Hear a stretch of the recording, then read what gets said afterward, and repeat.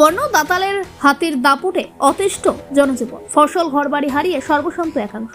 তেলিয়ামুড়া মহকুমার শহরাঞ্চল থেকে অল্প দূরে 29 কৃষ্ণপুর বিধানসভা কেন্দ্রের অন্তর্গত কৃষ্ণপুর ও সংলগ্ন এলাকার বাসিন্দাদের কাছে এখন রাত মানে আতঙ্ক আর অনিশ্চয়তা। প্রায় প্রত্যেকটা দিনের আলো ফুরোতেই শুরু হয় বন্য দাতাল হাতির তাণ্ডবের আশঙ্কা। ফলে বছরের পর বছর ধরে রাতের ঘুম হারাম হয়ে গেছে ওই এলাকায় বসবাসকারী প্রায় 70 পরিবারে। নিজের ঘরে নিরাপদ নন মানুষ, যে কোনো মুহূর্তে হানা দিতে পারে মৃত্যুদূত হয়ে ওঠা সে বন্য দাতাল হাতি। স্থানীয়দের অভিযোগ, দীর্ঘ বছর ধরে এই সমস্যার স্থায়ী কোনো সমাধান মেলেনি এখনো পর্যন্ত।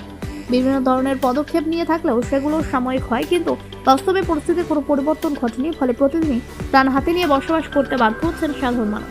এই বন্য হাতির তাণ্ডবে ইতিমধ্যেই বহু বসত বাড়ি ভেঙে চুরমার হয়েছে, নষ্ট হয়েছে বিস্তীর্ণ কৃষিজমি, এমনকি একাধিক নিরীহ মানুষ প্রাণ হারিয়েছে। তবুও সমস্যার স্থায়ী সমাধানে বন দপ্তরের কার্যকর উদ্যোগ না থাকায় ক্ষোভে ফুঁসছেন এলাকাবাসী। কৃষ্ণপুর ও আশপাশের অধিকাংশ পরিবারই কৃষির উপর নির্ভরশীল, কিন্তু মাঠে ফসল ফলানোর আগে বন্য হাতির দল হানা দিয়ে মুহূর্তের মধ্যে গুড়িয়ে দিচ্ছে একাংশের মাসের পর মাস পরিশ্রম। ফলে আর্থিকভাবে সর্বশান্ত হয়ে পড়েছেন অনেক কৃষকরা। অনেকে বাধ্য হয়ে চাষবাদই ছেড়ে দেওয়ার কথা ভাবছে। এলাকাবাসীর প্রশ্ন, আর কতদিন এভাবে আতঙ্কের দিন কাটাতে হবে? আর কত প্রাণ গেলে নজরে বসবে বন দপ্তর? মানুষের জীবন ও জীবিকা নিরাপত্তা নিশ্চিত করতে অবিলম্বে স্থায়ী ব্যবস্থা গ্রহণের দাবি তুলেছেন ক্ষুব্ধ বাসিন্দারা। এখন দেখার, প্রশাসন ও বন দপ্তর কবে এই দীর্ঘদিনের যন্ত্রণার অবসান ঘটাতে কার্যকর পদক্ষেপ গ্রহণ করতে পারে কিনা। সমস্যা এদিকে তো গণেশ তো রাত ঘুমাতে পারি না, এবারে বাড়ি ঘরও ভাঙে আসিরা। গণেশ বলতে হাতি হাতি মানে বন্য হাতি? বন্য হাতি।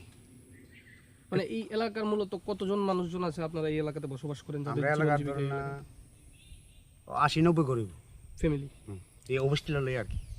এই হাতির আক্রমণ কত বছর ধরে এই এলাকাতে? এটা আজ তো 16-17 বছর ধরে। কোনো সমাধান কি এখন পর্যন্ত হয়েছে না? না, কিছু হয়েছে না। সমাধানের চেষ্টা কি করা হয়েছে না?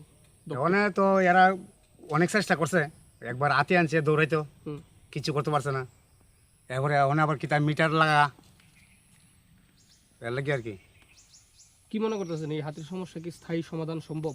এটা কেমন সম্ভব? এটা কিছুতেই সম্ভব হতো না। অনেক চেষ্টা করতেছে। কত বছর যাবত এই সমস্যা হাতের? এটা আজ 17 বছর ধরে। মূলত কি কিরকম মানে ক্ষয়ক্ষতি হয় আপনাদের? কি কয়েকদিন তো মানুষও মারছে। মানুষের মধ্যে?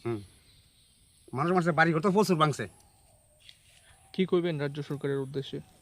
ওখানে হাতি কেমন এটা থামাইব, এটা বুদ্ধি করবো। কোন এলাকা এটা? এটা অবস্থিল। কি নাম আপনার? আমাদের নীলাঞ্জন বিশ্বাস। আপনার কি এলাকায় জমি আছে? হ্যাঁ। কৃষিকাজ করে? কৃষিক্ষেত্রে ক্ষতিগ্রস্ত হয়নি হাতির কারণে?